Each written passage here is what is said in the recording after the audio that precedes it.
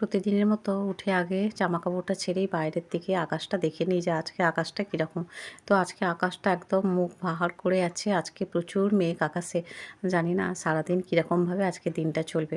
যাই হোক, কী হলো না হলো সেটা তো তোমরা দেখতেই পাবে। এখন ঘড়িতে ৫টা বাজতে ১০, তবে আমার ভাত বসিয়ে দিয়েছি আর চাও বসিয়ে দিয়েছি। আগে দেখো যে ভাতটা বসিয়ে দিয়ে জানলাটা খুলছি, কারণ আজকে উঠতে একটু লেট করে ফেলেছি, প্রায় ৫:45টার সময় উঠেছি।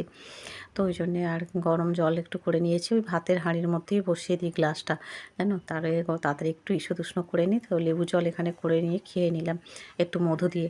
আর এখানে দেখো দুধ চা বসিয়ে দিয়েছি। আজকে বড়মশাইকেও দুধ চা দেবো, লিকার চা করিনি। একটু আলু দিয়েছি, কারণ মেয়েকে আজকে আলুর পরোটা করে দেবো, ভাতের মধ্যে একটু আলু দিয়ে দিয়েছি।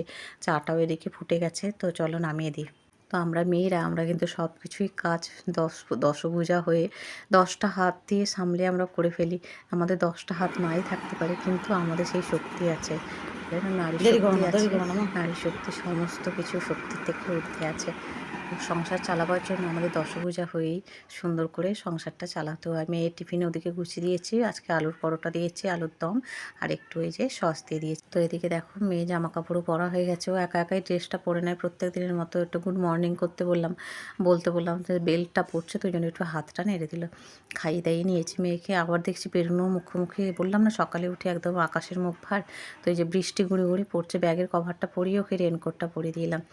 এসেই আজকে আগের দিন যেহেতু অম্বুবাচী ছেড়ে দিয়েছে, আজকে অনেক কাচাকুচি, একদম সময় নেই বসার। এই যে বিছানার বেডশিট টেডশিটগুলো, পিলো কভার সব চেঞ্জ করে নিলাম।